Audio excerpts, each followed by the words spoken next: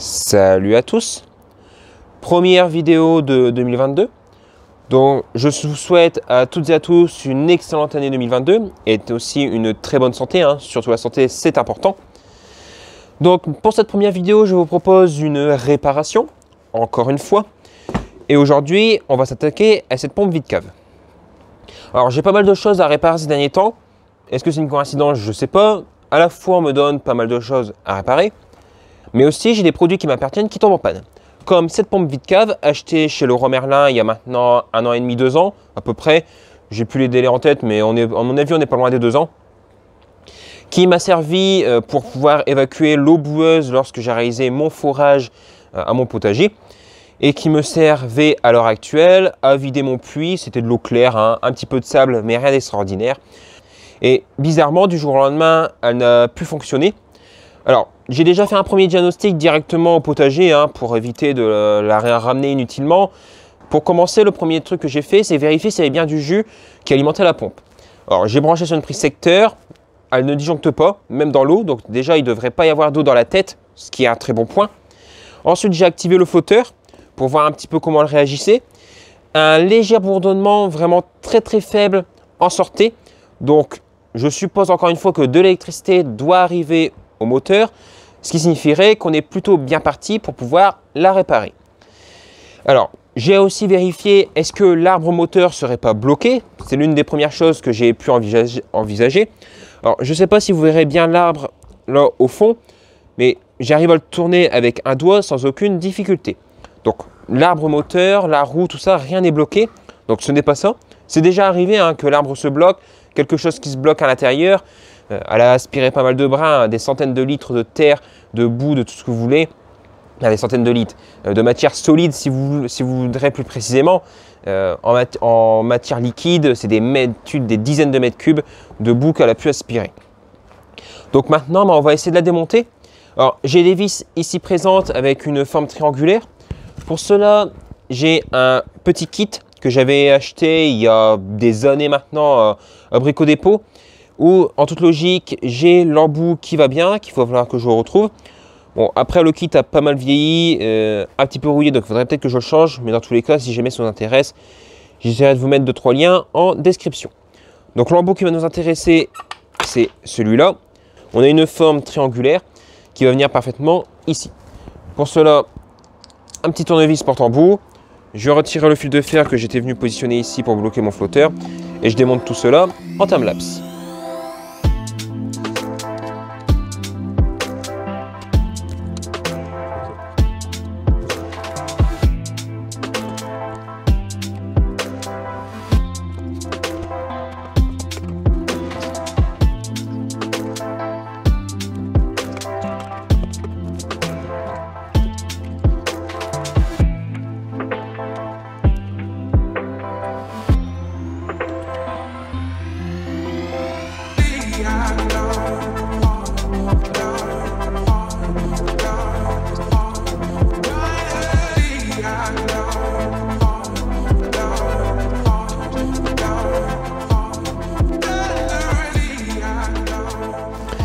Pompe maintenant démontée. Alors j'ai su aller un petit peu à la barbare. Je voudrais que je fais ça avec ce que j'ai sous la main au niveau outillage. Il faudrait que je fouille pour essayer de retrouver des trucs, mais bon, de toute façon pour l'instant j'ai rien endommagé, c'est principal. Alors bon, déjà j'ai retiré la partie basse, donc là où l'eau arrive, donc c'est par cette partie-ci, et j'ai également retiré toute la pièce qui vient se mettre autour de cette partie-là. Donc où l'eau passe autour du moteur pour le refroidir, mais également où il y a la roue derrière, bon, j'ai tout démonté. Comme ça au moins ça me permet d'avoir le bloc plus visible et de savoir un petit peu où je vais ensuite. Alors pour vous montrer un petit peu à quel point la pompe est quand même usée, je ne sais pas si vous verrez bien, mais on a quand même pas mal de traces, cette partie-ci du plastique, même à l'intérieur, mise au point, merci, voilà. Même à l'intérieur ici, pas mal de traces d'usure. Alors ici c'est un peu cassé, ça c'est moi qui l'avais cassé quand je l'avais démonté une première fois pour la nettoyer intégralement, ça c'est rien. Mais bon, on pourra quand même constater que c'est pas mal endommagé. Et la roue elle est pas mieux pour autant. Elle est quand même bien abîmée. Je vous dis, elle a passé des mètres cubes et des mètres cubes, c'est des dizaines, voire des centaines de mètres cubes de boue du sable, de tout. Elle a vu vraiment de tout. Donc, en toute honnêteté, l'état ne m'étonne pas une seule seconde. Sinon, par rapport à ce que je vous disais tout à l'heure, que j'avais fait comme test, donc quand je mets le flotteur en l'air, il y a un petit bourdonnement qui sortait au potager, la partie moteur, donc je suppose qu'elle fonctionne. La partie aussi moteur n'est pas bloquée, parce que d'un doigt ça tourne très très bien. Donc l'arbre n'est pas bloqué, n'est pas grippé, tous ces trucs-là. Donc là, la question est de savoir d'où vient le problème. Alors par contre, je viens de constater un truc, peut-être que vous verrez également. Alors, il faudrait que j'arrive à faire, voilà. Là, vous verrez sûrement l'arbre moteur qui brille au centre. Pourtant, le reste de la pompe, ici le corps, tout ça, est bien sec.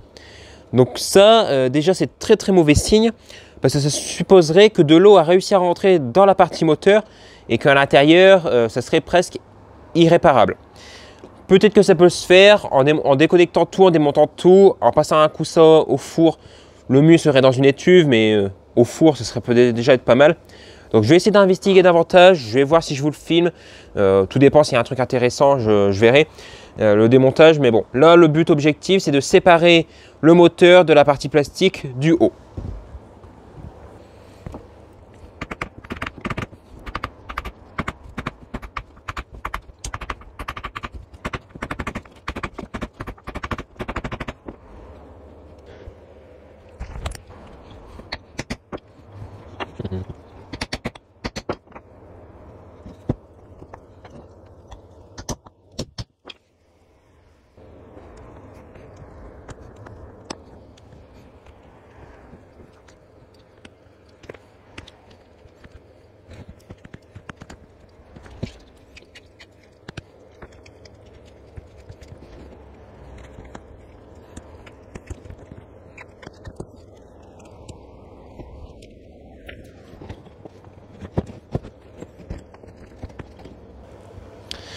Donc, j'ai enfin réussi à pouvoir sortir le moteur de la partie plastique. Je vous réserve ça, on va le faire ensemble, ça sera plus intéressant. Donc, il y avait un joint comme ça qui était positionné entre le plastique et le moteur. Pas mal compliqué à retirer. La meilleure solution, visiblement, est un petit tournevis plat. Donc là, c'est un tout petit tournevis. Faire levier à peu près tout autour jusqu'au temps que ça vienne et puis basta, il n'y a rien d'autre à faire. J'ai essayé au marteau pour pouvoir faire un effort dans un coin et que ça bouge et que ça se défasse au fur et à mesure. Mais rien n'y fait. La meilleure technique la plus rapide reste le petit tournevis et de faire ça tout autour progressivement. Alors, je veux qu'on ouvre ça ensemble parce que pour moi, ça va être un carnage à l'intérieur. Déjà, rien que quand j'ai retiré le joint, j'ai cru plus ou moins déceler un petit peu d'humidité. Pas vraiment d'eau à présent visiblement sous forme liquide, mais en tout cas, c'est la forme humide. Donc, je préfère qu'on fasse ça ensemble. À mon avis, ça va pisser de tous les côtés. Tant pis, ça sera sur l'établi. Mais ça va être un carnage, je le sens déjà. On sépare. Ah ouais, c'est ce que je disais. Ouais, c'est bien ça. On a un problème. Un petit peu d'eau, un tout petit peu d'eau. Donc la solution maintenant reste de faire sécher le moteur. Essayer de voir si ça pourra repartir. Le nettoyer aussi à un très bon coup et potentiellement lui mettre un petit coup de peinture anti-rouille. J'ai de la peinture en bon qui traîne dans un coin que j'avais acheté sur Amazon pour quand j'avais refait mon surpresseur. De la peinture comme ça. Parce que là, c'est de l'acier inoxydable qu'ils mettent, mais voilà, même inoxydable, ça finit toujours par se corroder. Alors, par où l'eau est rentrée, pour moi, la meilleure explication que j'ai là-dessus, c'est par l'arbre. Pour moi, ça ne peut que être ça. Parce que j'ai du mal à croire que l'eau aurait pu passer par la partie câble d'alimentation de ce côté-là. Alors, vous verrez peut-être pas bien dans le fond. L'éclairage ici, c'est vraiment pas terrible. Si vous montrer ça un peu mieux. Maintenant, vous devriez voir un petit peu mieux. Donc, les fils d'alimentation sont juste là. Est-ce que de l'eau a pu passer par là? Ça serait pas impossible parce qu'il peut arriver qu'avec le temps, les fils d'alimentation électrique deviennent poreux. Néanmoins, par rapport à l'utilisation que j'avais ces derniers temps, donc ces dernières semaines avec la pompe, c'était une utilisation où elle n'était jamais immergée à 100%. Le flotteur était fixé à mi-hauteur, à peu près comme ça. Et dès que ça arrivait comme ça à la verticale, il se mettait en route. Donc il n'y avait jamais vraiment d'eau ici au-dessus. C'est pour ça que cette hypothèse-là, je la garde pas de trop. Par contre, énorme chance que le différentiel n'ait pas sauté. Ça aurait pu, hein, parce qu'il y a d'autres d'or, donc là, ça aurait été tout bon. Sinon, encore une fois, je vais essayer de démonter davantage tout l'ensemble. Je vais être obligé de couper tous les cosses qui ont été mis ici, malheureusement. De toute façon, je le filme, donc j'ai pas besoin de prendre de photos. Mais je vais couper, bien repérer quand même un petit peu qui était branché sur quoi, pour après refaire le câblage avec de nouvelles cosses. Et l'objectif est d'essayer quand même de repartir ce moteur. Il faut que j'arrive à démonter la partie plastique ici et pouvoir ensuite le faire sécher un petit coup au four. Donc encore une fois, je vous fais tout ça en time-lapse.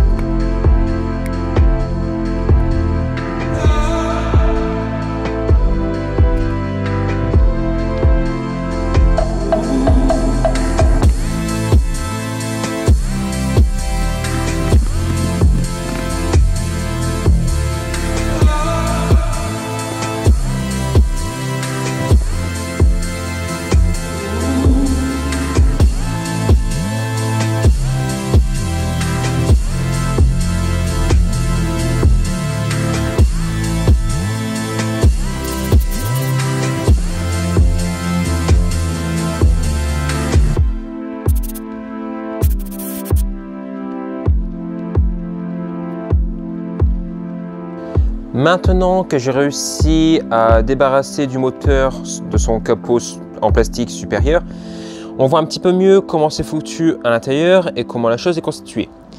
Première chose, j'avais excessivement peur que le capot soit thermosoudé ou soit soudé à la partie métallique, mais c'est pas le cas.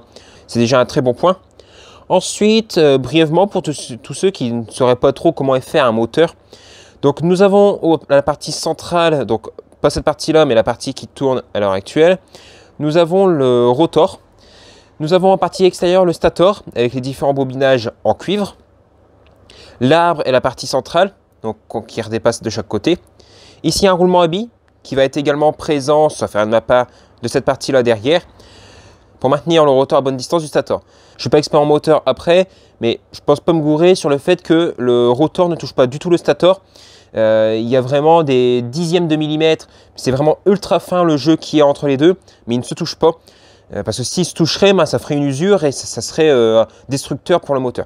On va également retrouver sur le bobinage ici un petit interrupteur de température. Donc si le bobinage vient à trop chauffer, parce que la pompe elle est mal refroidie ou pour X ou Y raison, lui il va s'ouvrir, donc ça va couper l'alimentation électrique. Bon, après je ne peux pas forcément vous recommander de faire ce que je fais sur une pompe comme ça immergée. Les risques électriques sont quand même très importants, donc voilà. Moi, je le fais, j'essaie de le réparer, mais ne tentez pas des trucs idiots de votre côté. Ça ne vaut pas le coup de risquer sa vie pour ça. Moi, je vais tenter le truc. Si ça fonctionne, c'est bien. Si ça ne fonctionne pas, tant pis. Je rachèterai une pompe. Donc là, l'objectif est d'essayer de débarrasser le stator de son rotor. Pour cela, je vais essayer de positionner la partie stator donc dans l'étau et taper délicatement sur la partie rotor ici pour essayer de l'extraire. Je ne sais pas si ça a fonctionné. Je croise les doigts sur ce principe. One eternity later. De retour après pas mal de galères. On a même changé de jour entre deux. Alors, le stator est sorti de la partie cache moteur, on va dire. Je ne sais pas comment on peut appeler ça comme ça. Avec ici donc le rotor au centre. Tout ça, c'est à nettoyer. C'est dans un état, comment dire, ça passe de commentaires. L'extérieur a commencé à être brossé. Faut encore que je décrasse tout. Par contre, chose surprenante, c'est que quand je le brosse, on a une petite couleur un peu rosâtre, un peu comme couleur cuivre qui en sort. Donc est-ce que ça serait pas une cloche en cuivre? Ça serait pas impossible néanmoins, parce que la cloche est en contact avec le stator, qui lui peut chauffer, et ça c'est en contact avec l'eau. Donc ça pourrait faire refroidir davantage cette partie-là. Bon, après, il y a pas de verre de gris, c'est uniquement de la corrosion, tout ce qui est de plus standard. Donc j'écarte quand même cette hypothèse. J'ai commencé à nettoyer un petit peu tout ça, parce que j'en ai chié comme je sais pas quoi pour pouvoir le sortir. Il y a même un petit peu de jour maintenant entre les différentes plaques. Donc ça, il va falloir que j'essaye de tout bien recompacter pour que ça puisse refonctionner convenablement. Je ne vais pas passer au four pour partir l'humidité, tout ce qu'il peut y avoir dedans. Je vais le laisser quelques jours sur un radiateur chez moi avec les sticks de chauffe, du chauffage. Ça va faire partir l'humidité progressivement. Ça devrait aller de toute manière. Là déjà, il a déjà pris un bain de dégrippant plus un bain nettoyant frein pour pouvoir faire partir tout ce fameux dégrippant. Parce que j'ai essayé, tant bien que mal avec du dégrippant, de le faire sortir, mais encore une fois, c'était très complexe. Et pourtant, la partie qui était en contact avec le stator n'était que très faible. C'est entre la partie très rouillée et l'extrémité où il y a mon doigt exactement. Donc c'est l'équivalent de 2 cm, 2 cm et demi qui était en contact. Bon, maintenant, lui, il sèche. Je nettoie tout ça, je nettoie un petit peu tout le bordel. Et on se retrouve une fois cela terminé.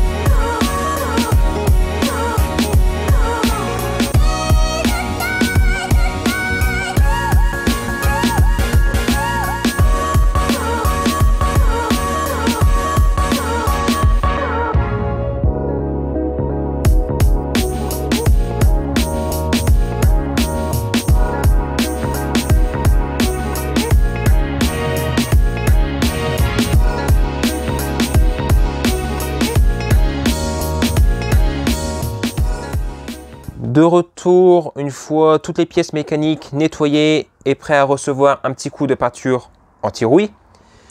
Alors, pour revenir succinctement sur l'ordre chronologique des faits de ce que j'ai pu faire depuis que j'ai mis à sécher le stator, ce qui date d'il y a un peu plus d'une semaine maintenant. Donc lui, il a passé tout le temps sur le radiateur, il a même passé 1 ou 2 séjours devant la cheminée, donc il a bien séché là-dessus, il n'y a aucun problème. Je me suis également occupé du condensateur qui était à l'intérieur, qui était l'un des premiers trucs que j'aurais dû vérifier, étant donné que le moteur ne démarrait pas. Donc ça pouvait être le condensateur. Annoncé à 4 microfarads, mesuré à 4,8, donc là-dessus, aucun problème. Je précise tout de suite, aucune pièce ne sera changée sur cette pompe, je ne vais pas faire de frais. Elle m'a coûté à l'époque 35 €, elle est peut-être même encore garantie en disant ça.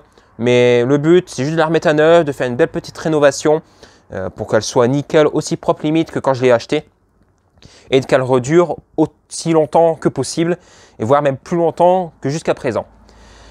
Sur la partie cloche moteur, je vais appeler ça comme ça, ainsi que sur la partie rotor, je les ai démontés car j'avais pas mal de liquide qui s'échappait lorsque je venais passer un petit coup de lime, un petit coup de ponçage, tous ces trucs-là, même un petit coup de soufflette. Et j'en ai sorti une quantité d'eau phénoménale, mais surtout une quantité de boue phénoménale qui était dans cette eau. Vu la couleur, ça correspond à 2000% à ce que j'ai pu aspirer avec. Donc quand je vous dis qu'elle en a vu de toutes les couleurs, mais c'est vraiment de toutes les couleurs. Et il n'y a pas que au sens figuré pour dire qu'elle a vu beaucoup de trucs, mais surtout au sens propre. Parce que de la boue noire, de la boue blanche, de la boue argileuse qui était marron, orange, tout, mais vraiment toutes les couleurs qu'elle en a vues. En tout cas, le principal c'est que maintenant tout cela soit débarrassé. Ici, au niveau du rotor, les roulements vont très bien. Celui du bas serait préférable d'être remplacé étant donné qu'il y a quand même été en contact avec de l'eau, donc ça fait peut-être un peu mayonnaise à l'intérieur. Mais l'objectif est faire 0 frais, donc de toute manière j'ai testé comme ça, il tourne bien, il y a bien de la graisse à l'intérieur, il n'y a pas de bruit bizarre, de roulement qui craque. Donc là-dessus, on conserve de cette manière-là. Niveau tout ce qui est parti en plastique, j'ai rien nettoyé, je nettoierai ça peut-être à la fin pour faire une belle petite miniature, mais sinon ça restera comme ça. L'objectif est vraiment que la partie électrique, tout ça puisse fonctionner parce que c'est cette partie-là qui déconnait jusqu'à présent. Donc voilà le topo rapidement de ce que j'ai fait. J'ai tout nettoyé, hein, bien entendu, j'ai retiré un maximum. Et l'objectif, après, de mettre tout ça, un petit coup de peinture anti-rouille. J'ai de la bombe à ma disposition, donc c'est ça que j'avais acheté sur Amazon pour pouvoir rénover mon surpresseur chez moi. J'avais fait toutes des photos sur Twitter que je vous mettrai rapidement à l'écran.